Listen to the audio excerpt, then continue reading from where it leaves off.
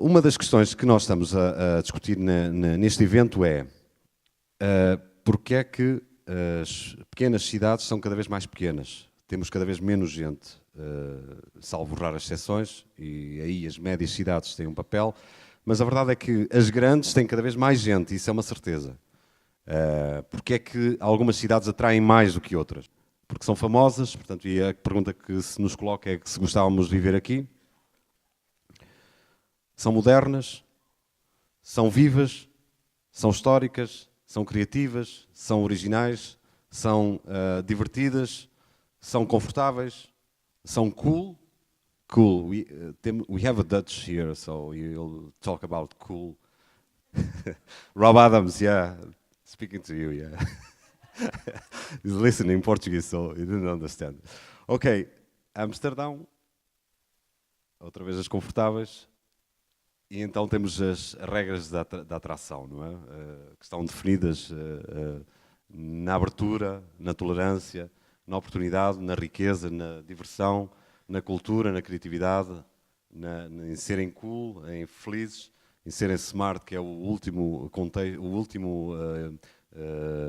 item que está na moda e está em voga, já é um chavão, não é? Praticamente, já todos nós estamos cansados de ouvir falar em smart e achamos que é um chavão, e a verdade é que estamos a ouvir aqui que afinal o chavão que nós pensávamos que era tem outros sentidos, tem outras interpretações, tem outras visões. Temos a urbanização, e este é um gráfico muito simples, em 2050, e mais uma vez haverá esta realidade das grandes cidades, e viverão em áreas urbanas. Outro gráfico demonstra que a tendência é para as pessoas se dirigirem para as áreas urbanas. Portanto, vemos o que está a acontecer no mundo neste momento. São gráficos que demonstram curvas descendentes em relação às zonas de baixa densidade populacional, como a nossa, zonas rurais, a favor das áreas urbanas. E depois vêm os problemas. E agora, um dos fundamentos deste evento é mesmo isso, é de demonstrar que os problemas das grandes cidades, os grandes problemas das grandes cidades, têm uma relação simbiótica, portanto, o desemprego, a pobreza. Sabem o que é isto? São picos para evitar que vagabundos durmam debaixo das pontes em Londres. Bancos modificados para evitar que vagabundos durmam nas ruas em grandes cidades. A poluição, a água. A água é um elemento fundamental hoje em dia nas cidades. E há uma relação simbiótica dos problemas das grandes cidades com os problemas das pequenas cidades, que também são grandes problemas. Ou seja, aquilo que está a criar grandes problemas nas grandes cidades tem origem nos problemas das pequenas cidades. Desde logo a questão da saúde, e não vou entrar em discussões políticas, mas há uma constatação que podemos fazer de imediato. As zonas menos densamente povoadas têm menor peso político. Logo, é mais simples tomar decisões políticas que prejudiquem as populações que se vão mantendo por aqui. O envelhecimento e o tratamento dos nossos idosos, portanto, cada vez mais velhos. Territórios abandonados, temos flagelos naturais, como os fogos e incêndios florestais. E temos as ruínas das nossas aldeias e dos nossos bairros e de uma série de problemas urbanísticos que vão acontecendo. Um mapa que demonstra a variação da população de municípios desde o censo de 2001 para 2011. Portanto, há uma tendência que se agrava visivelmente em relação às zonas do interior. E depois há a parte do turismo. E agora vou dar a perspectiva das duas faces do turismo. O turismo não é uma solução milagrosa, antes pelo contrário. Há cidades que estão a ter gravíssimos problemas com o turismo. A poluição dos rios, das zonas naturais. Esta situação muito paradoxa, que é o turismo de salvar leões matando-os. É uma situação que está a ocorrer hoje em dia, de um turismo altamente exclusivo, mas cujos fundos são arrecadados para a proteção da vida animal. Portanto, vejam o mundo em que vivemos. Isto é uma cena, vou passar rapidamente o slide, porque tem a ver com questões que acontecem nas cidades, e já vamos falar delas mais à frente, mas, por exemplo, esta situação que ocorreu em Machu Picchu, com turistas a fazer das suas, E esta imagem correu o mundo em Barcelona. E agora perguntamos-nos, e nós gostávamos de viver aqui? Gostávamos de viver numa zona, numa cidade como esta, que tem estas situações a ocorrer diariamente, a toda a hora? Pelos vistos, há gente que não. Há gente que se manifesta contra, de forma veemente, contra os excessos de massificação do turismo. Parem o turismo massivo e selvagem, dizem os habitantes da Barceloneta. Há a prostituição, há outros flagelos sociais. A prostituição e as drogas também são outras péssimas imagens do turismo. Há turismo sexual no mundo, portanto, não estamos a falar de coisas boas, estamos a falar de coisas más. Veneza, os turistas estão a arruinar esta cidade. É uma pergunta ou é uma certeza? Pelos vistos é uma certeza, já que os próprios habitantes de Veneza já se questionam se vale a pena viver aqui.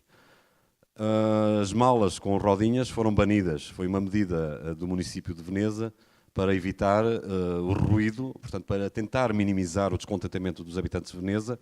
Há uma lei municipal que vai banir os trolleys em Veneza. E depois temos o nosso próprio caso interno, não é? Temos o fenómeno fantástico dos tuk-tuks em todo o país, mas Lisboa quer precisamente regular a invasão de tuk-tuks.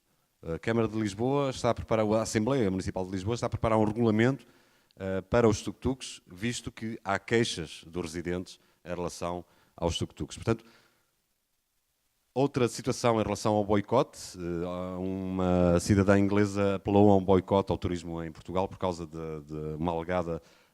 alegados maus tratos aos cavalos.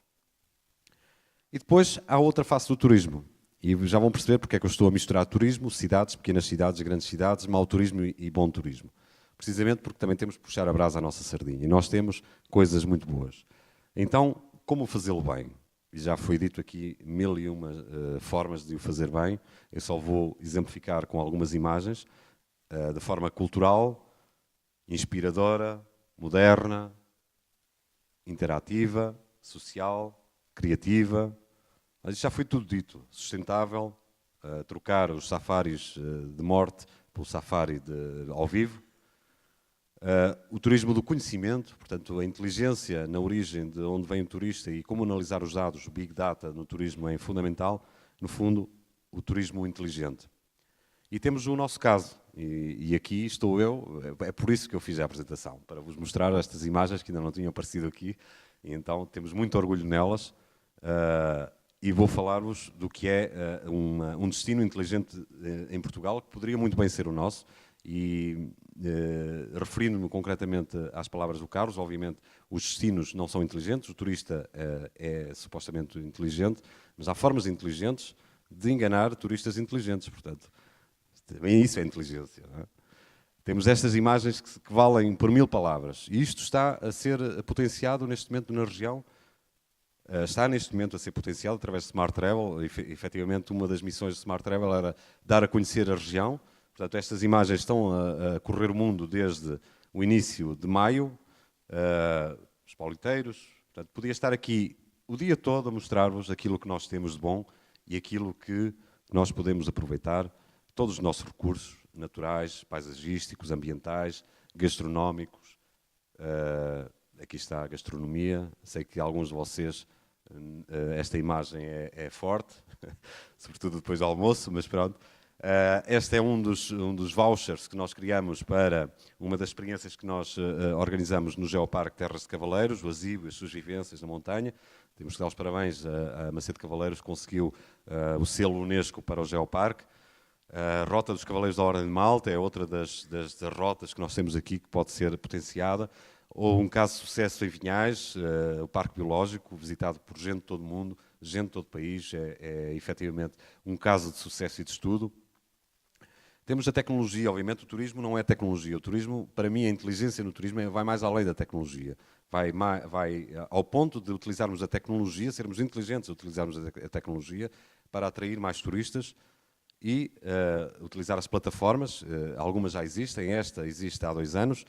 É uma origem, teve origem na Corane, num projeto da Coran. Entretanto, expandiu-se à Destec e aos municípios da Terra Quente. É uma plataforma que organiza e que está a tentar organizar toda a oferta turística na região e que pode ser, é uma marca que está preparada para a exportação da região. Então, a mistura chega a este ponto.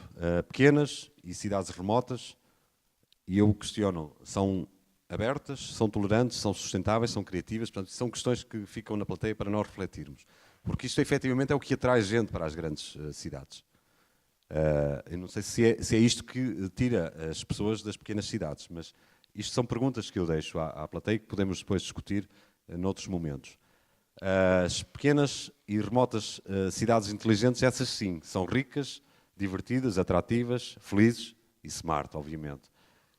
E as regiões inteligentes, supostamente, num patamar de evolução, chegarão ao ponto de ser abertas, tolerantes, criativas, competitivas, smart e geradoras de riqueza. E isto, gerar riqueza, é aqui que nos interessa chegar ao ponto que nos interessa. O turismo por si só gera riqueza, é uma indústria que canaliza e movimenta milhões de euros. Mas nós podemos ter aqui milhões de turistas e continuarmos a empobrecer e a ter menos gente nas cidades. E as nossas vilas e aldeias continuarem a perder população. E se calhar não é bem isso que querem os territórios de baixa densidade.